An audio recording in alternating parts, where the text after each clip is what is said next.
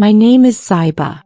And 3 hours ago I found my 5-year-old daughter Aisha standing at our window, holding a suitcase she had packed herself. When I asked her what she was doing, she looked at me with tears in her eyes and said, "Mama, I'm going to find my Baba in America. Maybe if I go there, he will love me." That moment broke something inside me that I didn't even know could break anymore. Because for 5 years, I have been telling my daughter that her father loves her from far away. For 5 years, I have been lying to protect her innocent heart from the truth that destroyed mine. The truth is, my husband never loved either of us. Our marriage was never about love. It was about saving a spoiled Pakistani boy in America from his own mistakes. And I was just the sacrifice his family was willing to make. Today I want to tell you the real story behind those beautiful wedding photos on Facebook. I want to tell you what happens when Pakistani families sell their daughters' dreams for the illusion of American immigration. I want to tell you about the phone calls that never came, the promises that were never meant to be kept, and the day I discovered that my entire marriage was a lie designed to fix someone else's life. But most importantly, I want to tell you about the moment I stopped being a victim and became a survivor. Because this story is not just about one woman's heartbreak. This is about thousands of Pakistani girls who are married off to strangers in foreign countries, believing they are getting a fairy tale, only to discover they are living in someone else's nightmare. So sit with me for the next few minutes and let me take you through a journey that started with hope and ended with a strength I never knew I possessed. Let me tell you how the American dream became my American nightmare, and how losing everything taught me what I was truly worth. My father owned a small general store in a narrow street of Lahore. Every morning at 6 a.m. he would open the shutters of his tiny shop that sold everything from soap to school notebooks. The shop was so small that if 3 customers came at the same time, they had to wait outside. But it was our lifeline. It fed our family of 5, my parents, my younger sister Noor, my little brother Ahmed, and me. I was 17 and in my final year of college when everything changed. I had dreams, simple dreams.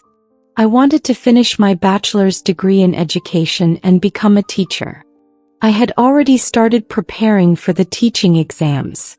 Every evening after college, I would sit in our small courtyard, studying under the dim light of a single bulb, dreaming of the day I would have my own classroom full of children. My father earned maybe 30,000 rupees per month on good days, 20,000 on bad days. My mother took in sewing work to add a few thousand more. We counted every rupee. New clothes came only on Eid. Going out to eat was a luxury we allowed ourselves maybe twice a year. But we were happy. We had each other, we had enough food, and we had hopes for a better tomorrow. Then Umar's family arrived like a golden chariot in our simple world. His mother, Auntie Nazreen, stepped out of a shiny car wearing clothes that probably cost more than our monthly expenses. She had gold bangles that caught the sunlight, a designer handbag, and when she spoke, it was with an American accent mixed with perfect Urdu that made everyone in our neighborhood gather around our door to listen. "Your daughter is exactly what we are looking for," she told my parents, settling on our old sofa like she was bestowing a great honor upon us. "My son Umar lives in California. He has a very successful business there. We want a simple, educated, beautiful girl from a good family." My mother's hands started trembling with excitement. America. The word itself seemed to fill our small room with golden light. In our neighborhood, America was not just a country. It was paradise on earth. It was the solution to every problem, the answer to every prayer. After marriage, Auntie Nazreen continued, pulling out her expensive phone to show us photos. "Zaiba will complete her education in American universities. Much better than anything available here. And once she gets settled and gets her immigration status, she can sponsor her siblings. Your son can go for higher studies. Your younger daughter can have opportunities you cannot even imagine here." The photos she showed us took our breath away. A huge house with a swimming pool, expensive cars in the driveway, Umar standing in front of what looked like a successful restaurant wearing a suit that probably cost more than our annual income. There were pictures of shopping malls bigger than our entire neighborhood, universities that looked like palaces, and a lifestyle that seemed like something from Hollywood movies. My father, who had never earned more than 40,000 rupees in his best month, started calculating in his head. "What kind of business does your son have?" he asked, trying to hide his excitement. "Import-export business," Auntie Nazreen replied confidently. "He supplies Pakistani goods to American markets.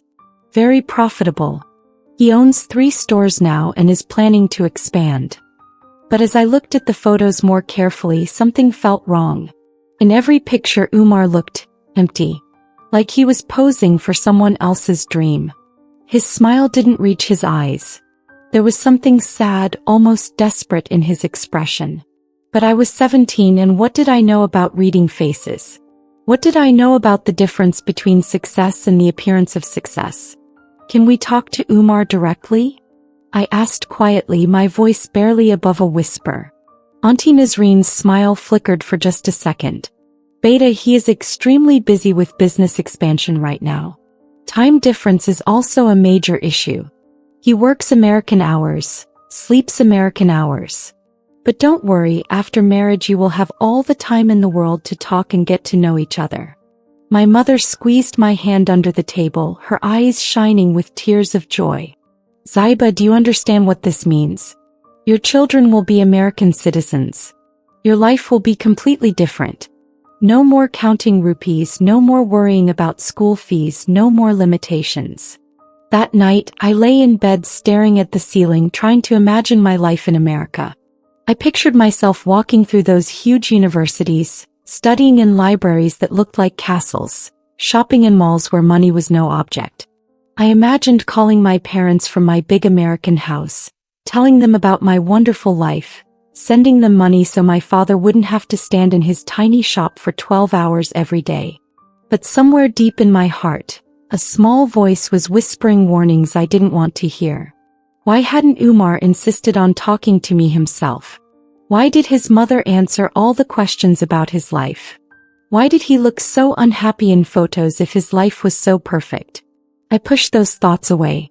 I was being negative, I told myself. This was the chance of a lifetime. How many girls from families like mine ever got an opportunity to go to America? How many daughters could change their entire family's destiny with one decision? 3 days later, my parents gave their answer. Yes. Yes to America. Yes to a future none of us could have imagined.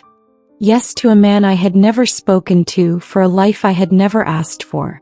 The engagement ceremony happened so fast it felt like a dream. Umar's family brought gold jewelry that made all our female relatives gasp with envy. The rings alone were worth more than my father's annual income. Auntie Nazreen presented me with clothes from America, brands I had only seen in magazines, fabrics so soft I was afraid to touch them. "These are just engagement gifts," she said with a proud smile. "Wait until you see what we bring for the wedding. And once you reach America, Beta, you will have access to everything. Every brand, every luxury." The whole neighborhood was talking about our good fortune. "Zaiba is so lucky," everyone said. "From this small street to California. Her children will be born American citizens. Her parents will never have to worry about money again." But I noticed something during the engagement ceremony. When other families got engaged, the boy and girl would steal glances at each other, smile shyly, maybe exchange a few words. Umar sat through the entire ceremony like he was attending someone else's engagement. He looked at his phone more than he looked at me. When people asked him about America, he gave the same rehearsed answers his mother had given us. "Business is good, Allah's blessing," he would say without any enthusiasm. "Do you miss Pakistan?" someone asked. "Sometimes," he replied, but his tone suggested he barely thought about Pakistan at all. When the ceremony was over and families were saying goodbye, I finally got 30 seconds alone with Umar. "I'm really excited about going to America," I said, trying to start a conversation. He looked at me for the first time with real attention, but what I saw in his eyes made my stomach turn cold. It wasn't love, it wasn't even basic kindness. It was pity. Like he felt sorry for me. Like he knew something I didn't know. These immigration things take a lot of time, he said quietly. Don't get your hopes up too fast. Don't get my hopes up. These were supposed to be our shared hopes, our shared dreams.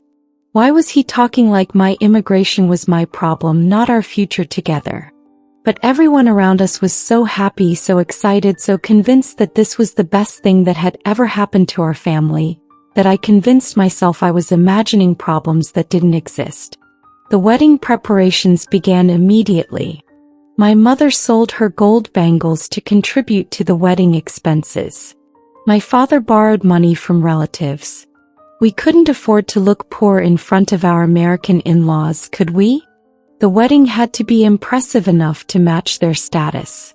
For 3 months, our house was like a festival center.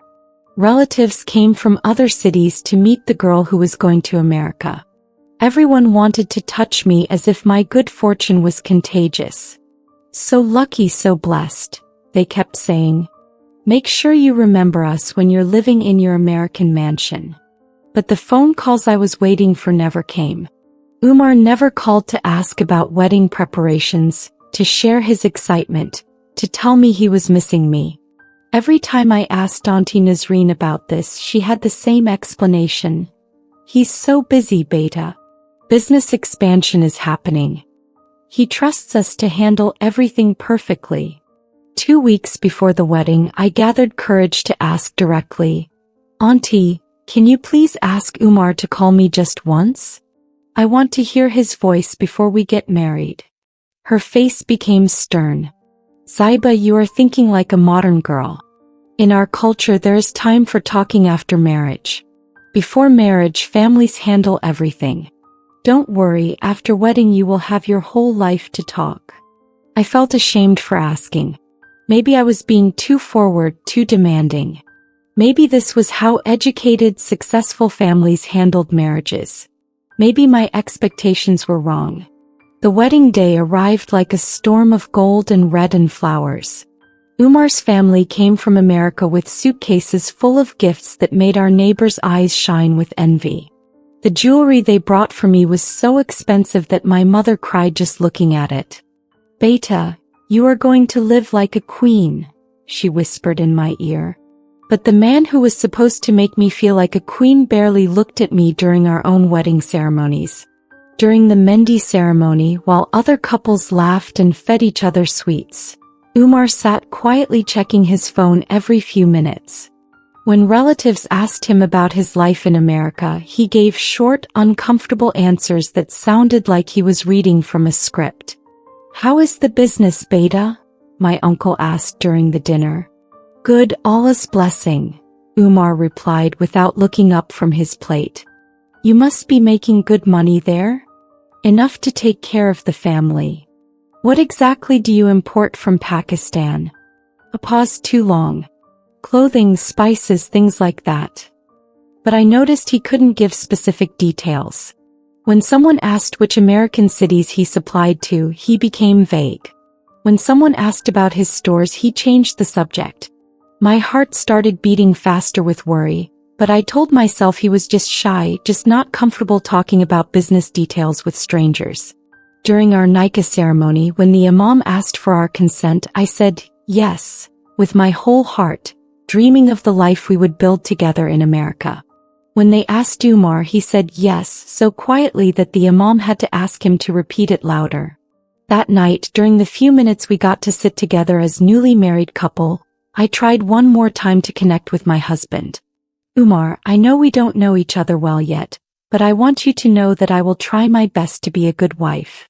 I'm really excited about starting our life together in America.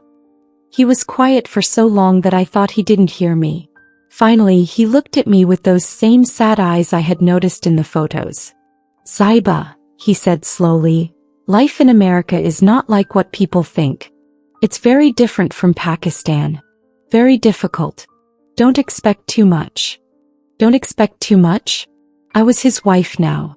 Wasn't I supposed to expect love, companionship, partnership?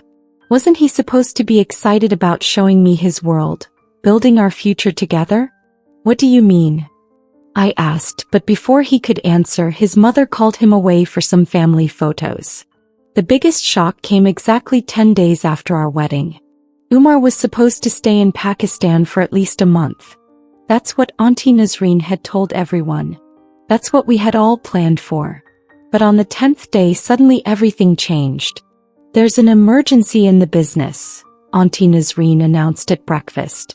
Umar has to go back immediately. Emergency? My mother asked, confused. What kind of emergency? Business emergency. Very urgent. If he doesn't handle it personally, there could be big losses. I felt like someone had punched me in the stomach. 10 days. My husband was leaving me after only 10 days of marriage. But we just got married, I said, trying not to cry. Can't the emergency wait a few more days? Umar looked at me with something that might have been guilt. Business doesn't wait for personal convenience, he said. This is how life works in America. Business comes first.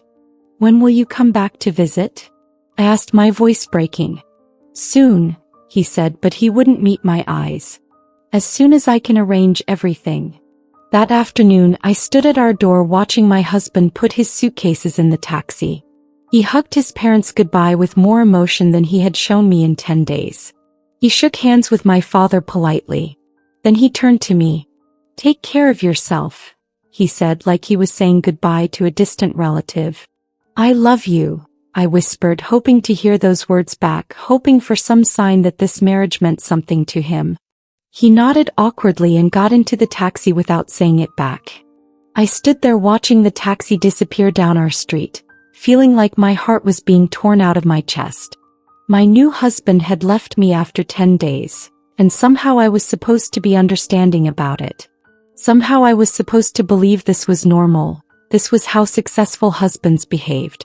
That night I called my best friend Sana, crying so hard I could barely speak. Maybe this is how American marriages work, she said, trying to comfort me. Maybe he needs time to arrange everything for you there.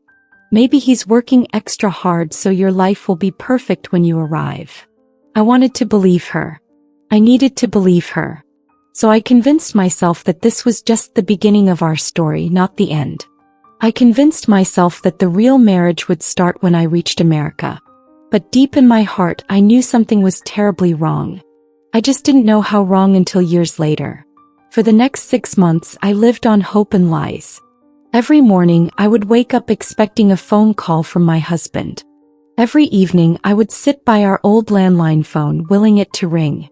When it did ring and it wasn't him, my heart would break a little more each time. Umar's mother called every few weeks with updates that always sounded the same. Beta, Umar is extremely busy setting up everything for your future. He's working day and night to make sure you have the best life possible when you reach America. Immigration paperwork is very complicated, but he's handling everything. Can I please talk to him? I would ask every time. He's in important meetings, Beta. Time difference is also very difficult. He works American hours now. But he sends his love and says to tell you he's missing you very much. Missing me very much. Then why couldn't he find 5 minutes to call me himself? Why couldn't he find time to tell me personally that he loved me, that he missed me, that he was working for our future? My friends started asking uncomfortable questions. Where is your husband? Why doesn't he call you? When are you going to America? I would make excuses that sounded weaker each time I said them. He's very busy establishing his business. Immigration takes time. He's setting up our house there. But inside I was dying with loneliness. I had gone from being Zaiba, the college girl with dreams and friends and a normal life, to being Zaiba, the abandoned wife waiting for a phone call that never came. My mother tried to comfort me. Beta, successful men have to work very hard. This is the sacrifice you make for a better future. When you reach America and see your beautiful house, your car, your comfortable life, you will understand why this waiting period was necessary. 5 months after Umar left, my period was late. The pregnancy test showed 2 pink lines. I was going to have a baby.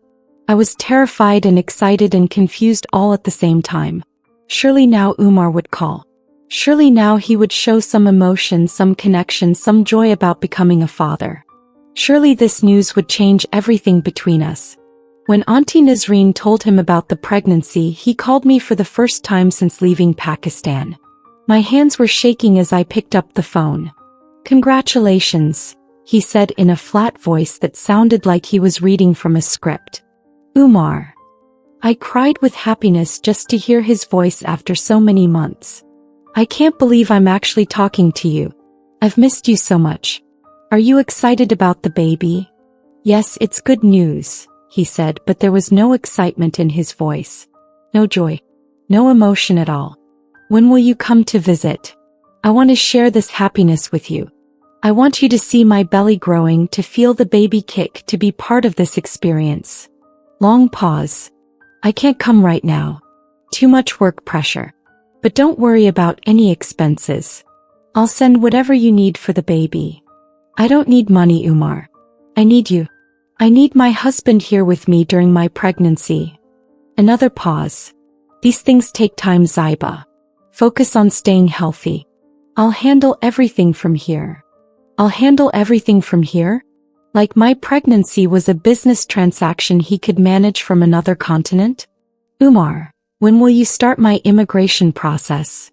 The baby should be born in America, shouldn't it? So the baby can be an American citizen." The longest pause yet. "Immigration is very complicated. Let's focus on having a healthy baby first. Then we'll see about the other things." "Then we'll see?" What did that mean? Wasn't my immigration already decided?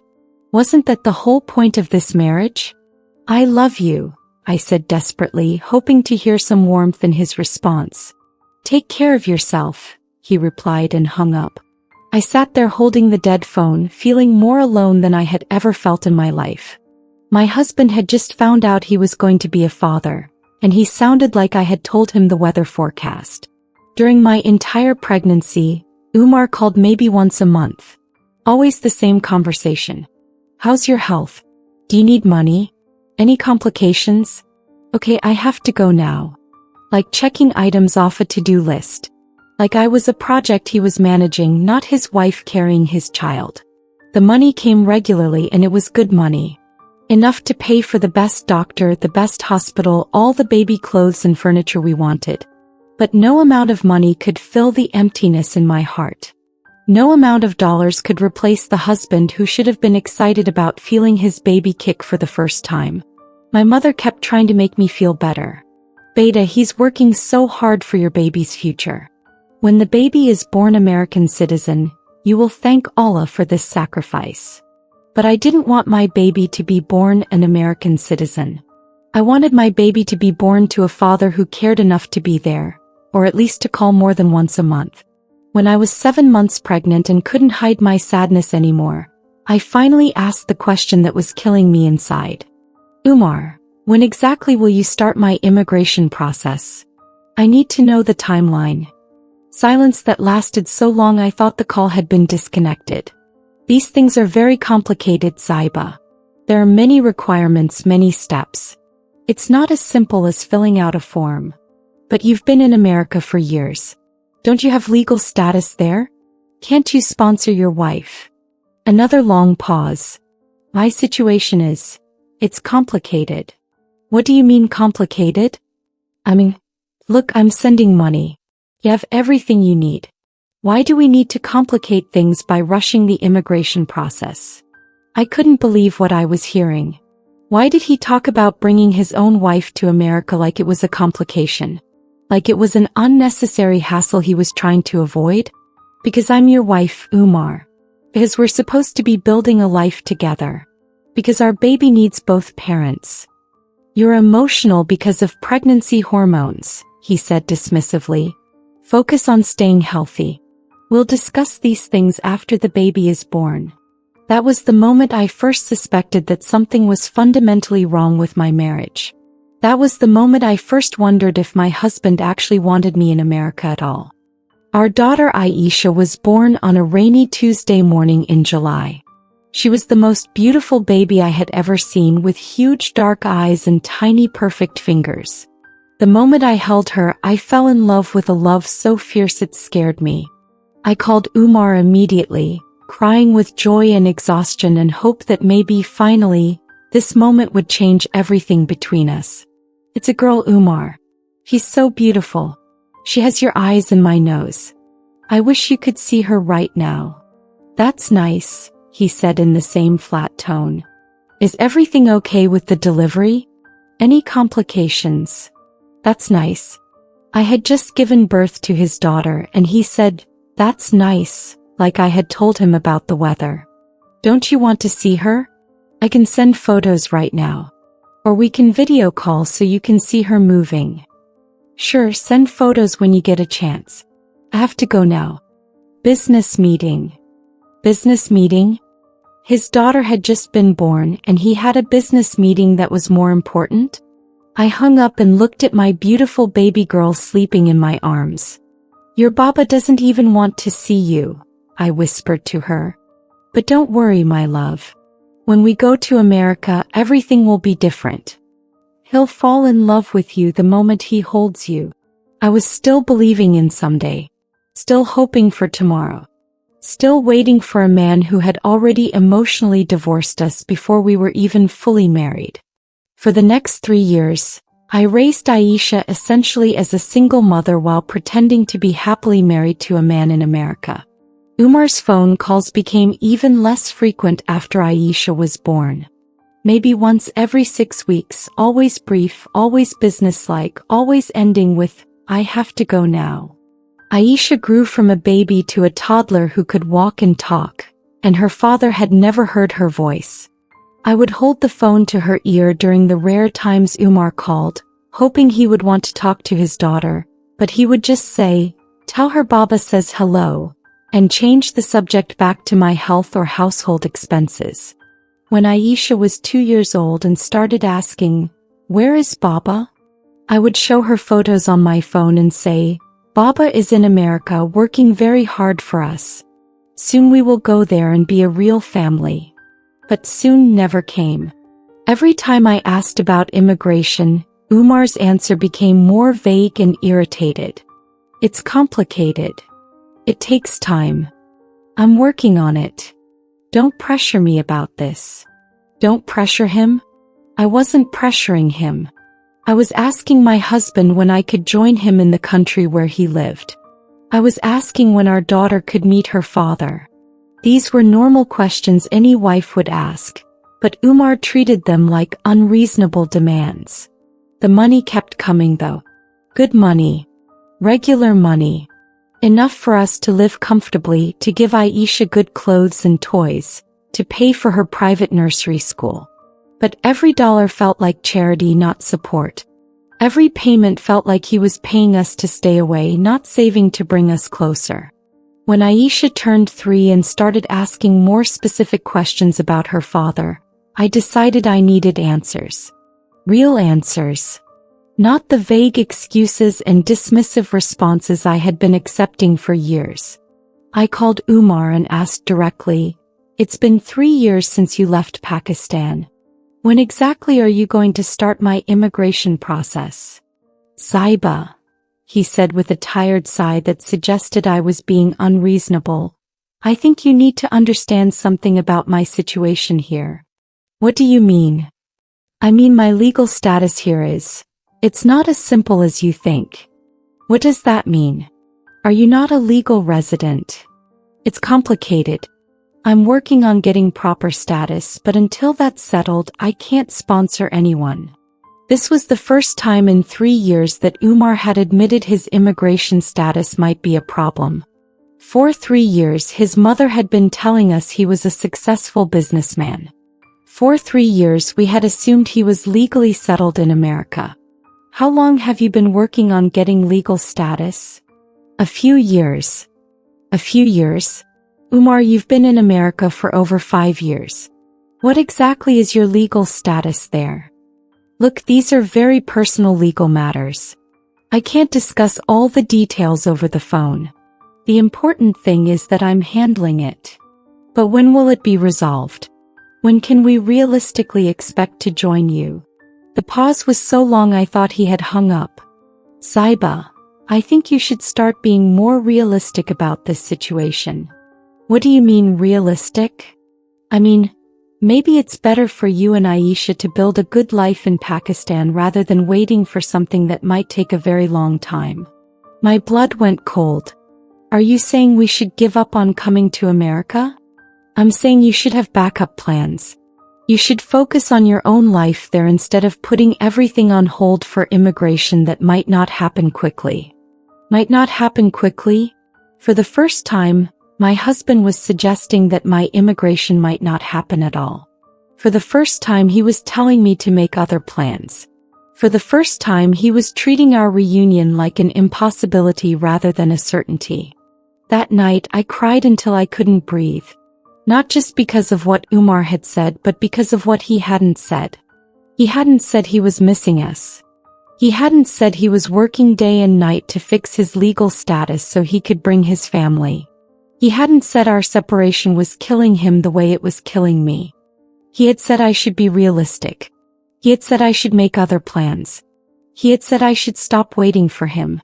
And for the first time since our marriage I started wondering if maybe I should listen to that advice. 4 years passed like this. 4 years of monthly phone calls that felt more like business transactions than conversations between husband and wife. 4 years of sending photos and videos of Aisha that Umar barely acknowledged. 4 years of watching my daughter grow up believing her father was a successful businessman in America who loved her from far away. But I was starting to see cracks in the story. Small things that didn't add up. When Aisha would ask to video call with Baba, Umar always had excuses. Video calling is expensive. Time difference is difficult. My internet connection is not good for video.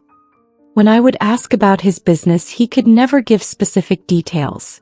When I would ask about his daily life, his answers were vague and sometimes contradictory. When I would ask about mutual Pakistani friends in California, he would claim not to know anyone. Most suspicious of all, Umar's mother had completely stopped visiting Pakistan. For the first 2 years after our marriage, she would come every year with gifts and updates about Umar's success. But for the past 2 years, nothing. When I asked Umar about this, he said, "She's too busy with her own life there. Travel is expensive." But the biggest red flag came from an unexpected source. My neighbor Mrs. Khan had a son who worked in California. During a casual conversation, she mentioned that her son had asked about Umar. My son was curious because he heard about a Pakistani man named Umar in his area. But that man has a very different story. He lives with an American woman and her child. He works in a restaurant, not import-export business. But I told my son it must be a different person because your husband is a successful businessman. My heart stopped beating for several seconds. What did your son say exactly? He said this Umar has been with this American woman for years. They live together like husband and wife. The woman has a young child from a previous relationship, and this Umar treats the child like his own son. But surely it's just someone with the same name. I felt like the ground was disappearing beneath my feet. Did your son say anything else? He said this man never mentions having a wife in Pakistan. Never talks about family back home.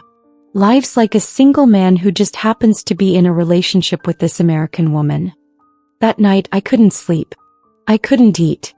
I couldn't think about anything except Mrs. Khan's words. Could it be possible? Could my husband be living with another woman while sending me money to stay quiet in Pakistan?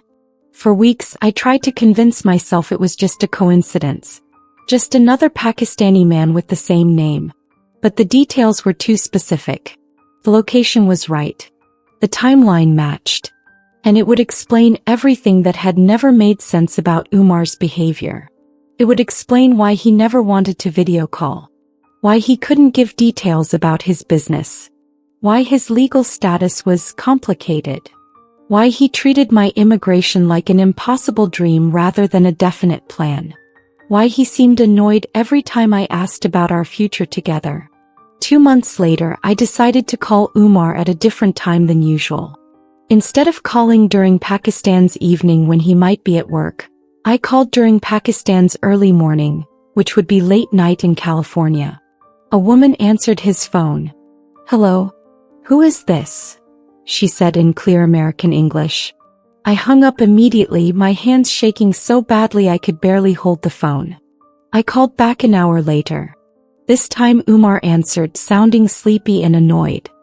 "Who was that woman who answered your phone?" I asked without any greeting. Long silence. "What woman? Don't lie to me, Umar. I called an hour ago and a woman answered your phone. Who was she?" Another silence that felt like forever. "Zaiba. It's complicated." "Complicated? I'm your wife. Answer my question." "Look, it's not what you think." "What do I think? Tell me exactly what I'm supposed to think." "Her name is Sarah. We live in the same house." "The same house? Are you living with another woman?" "It's not like that. It's just, for convenience. Rent is expensive here. We share the house to save money."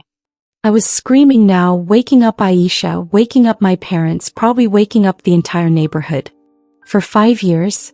You've been living with another woman for 5 years. Zaiba, please calm down. You don't understand how things work in America. How long have you known her?" Silence. "How long, Umar?"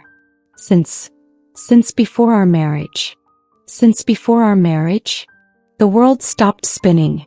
Everything I had believed for 5 years crashed down in one moment. "You've been living with her since before you married me? It's not what you think. We're not together like that." "Then why did she answer your phone at midnight?" Because we share the house and she was closer to the phone when it rang." But I could hear the lies in his voice. I could hear the guilt. I could hear the truth he was trying to hide. "Umar, tell me the truth. Are you in a relationship with this woman?" The longest pause of my life. "Yes." That one word destroyed everything I had believed about love, marriage, loyalty, and my own worth as a human being. "For how long?" For several years. "Since before our marriage?" "Yes." I couldn't breathe. I couldn't speak. I couldn't understand how someone could do this to another human being. "Do you love her?" "Zaiba, please. Do you love her?" "Yes." "More than me?" "It's not about comparison." "More than me?" "Yes." I felt like I was dying. Like my heart was being ripped out of my chest while I was still alive. "Why did you marry me?" "Because my mother forced me to. Because she thought a Pakistani wife would make me more responsible. Because she thought marriage would fix my problems." "What problems?" "I was drinking too much. I was spending too much money. Sarah was not a good influence on me. My mother thought if I married a good Pakistani girl, I would become a better person. So I was just an experiment. Just your mother's plan to fix your life. It wasn't supposed to hurt you. You were supposed to have a good life with the money I sent. You were supposed to be happy with financial security." "Happy? I've been alone for 5 years. I've been raising our daughter by myself. I've been waiting for a husband who never loved me. And I never wanted to get married in the first place," he shouted back, showing real emotion for the first time in our entire relationship. "I was happy with Sarah. I had my life figured out. Then my mother forced this marriage on me and ruined everything." For the first time in 5 years, Umar was being completely honest. And his honesty revealed that he didn't just not love me. He resented me. He blamed me for disrupting his life with Sarah. He saw our marriage as the problem, not the solution. "What about Aisha? What about your daughter?" "Aisha can have a good life in Pakistan. She has everything she needs. Sarah has a daughter too. It's complicated to bring more children into this situation. You want to abandon your daughter for your girlfriend's daughter?" "I'm not abandoning anyone. I send money. I'll always send money. Money is not love. Money is not parenting. Money is not being a father." "I never asked to be a father," he screamed back. I never wanted children. That was your choice. My choice? I had gotten pregnant during our marriage, believing we were building a family together. How was that just my choice? I'm filing for divorce, I said quietly. Good, he replied immediately. That's probably best for everyone. Good. The word hit me like a slap. He was relieved that I wanted a divorce. He had been waiting for me to give up, to set him free, to stop being a burden on his real life with Sarah. I want custody of Aisha, he said suddenly. What? She's my daughter. She deserves to grow up in America. Better opportunities, better education. Sarah doesn't mind. She has experience raising a daughter. I felt rage like I had never experienced in my entire life. You want to take my daughter to live with your girlfriend? It's better for Aisha's future. No. I screamed with a voice I didn't recognize. You abandoned us for 5 years. You lied to us. You made me believe in a future that never existed. You chose another woman over your own family. And now you want to take my daughter. I'm her father. Fathers don't abandon their children. You're just the man who provided the DNA. You have no right to call yourself a father. For the first time in my life, I was not the obedient Pakistani wife who accepted everything quietly. For the first time I was a lioness protecting her cub. You will not take my daughter. You will not destroy her life like you destroyed mine. I can take legal action. I have more money for lawyers. Take it. I will fight you in every court in Pakistan and America if I have to. I will tell every judge how you abandoned your daughter for 5 years. I will show them the evidence of your lies. You will not touch my child. I hung up and immediately called my father. For the first time I told him everything. The lies about Umar's business, the other woman, the abandonment, the betrayal, everything. My father was quiet for a long time. Then he said something I will never forget. Beta, I sold your happiness for money that I thought would come. I traded my daughter's dignity for immigration papers that were never real. I failed you as a father. Abba, he wants to take Aisha. Over my dead body, my father said with a determination I had never heard before.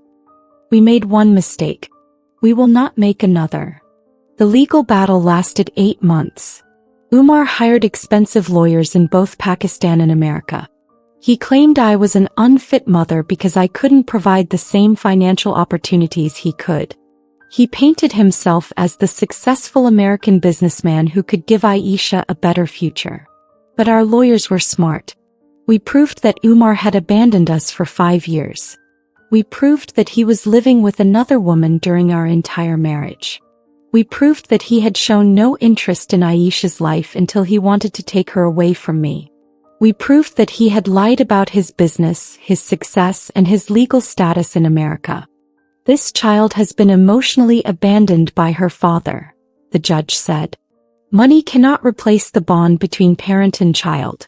The mother has been both mother and father to this child for 5 years. The father's sudden interest in custody appears to be motivated by guilt rather than genuine love. The court decided that Aisha would remain with me. Umar's parental rights were not terminated, but he would need to establish a real relationship with his daughter through supervised visits before any custody changes could be considered.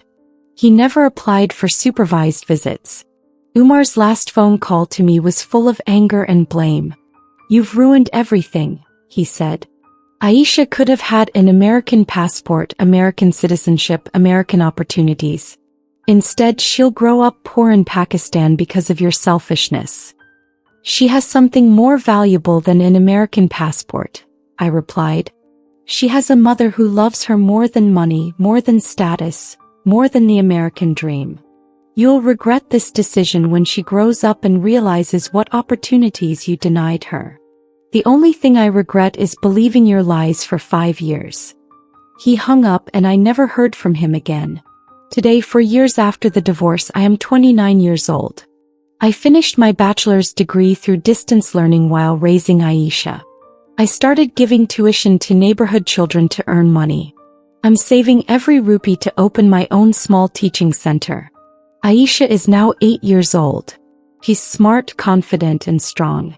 She asks about her father sometimes, but not with sadness anymore.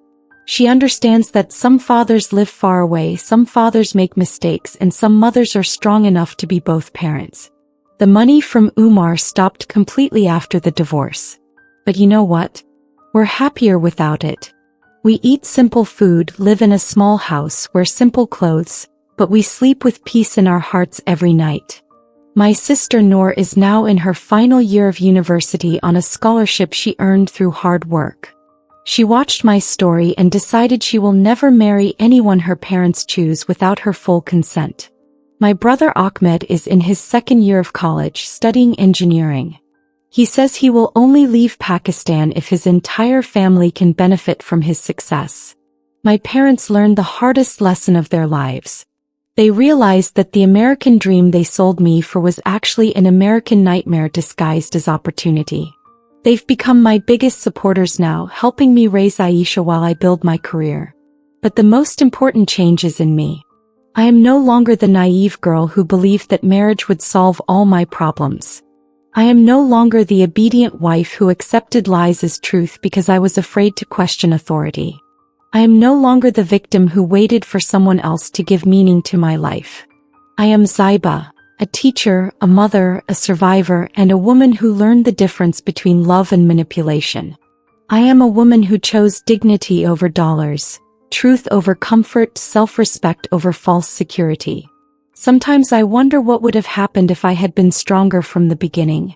What if I had demanded to speak to Umar personally before agreeing to marriage? What if I had questioned why a successful businessman couldn't find 5 minutes to call his wife? What if I had trusted my instincts when they told me something was wrong?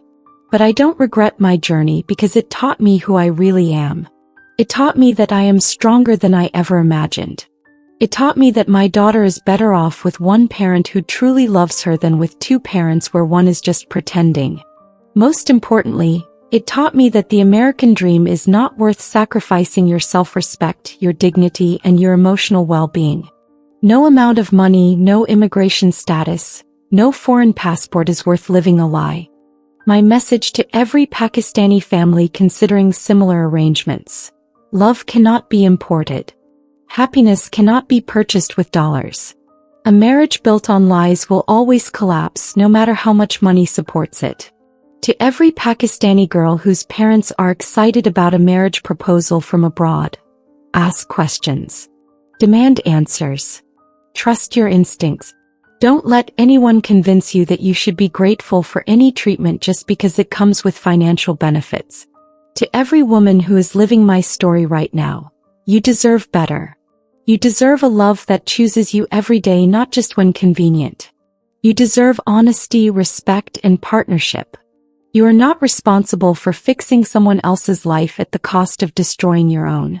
My name is Zaiba, and I am not just a divorced woman or an abandoned wife. I am a teacher who shapes young minds, a mother who is raising a strong daughter, a survivor who rebuilt her life from ashes, and a woman who learned that self-love is more valuable than anyone else's approval.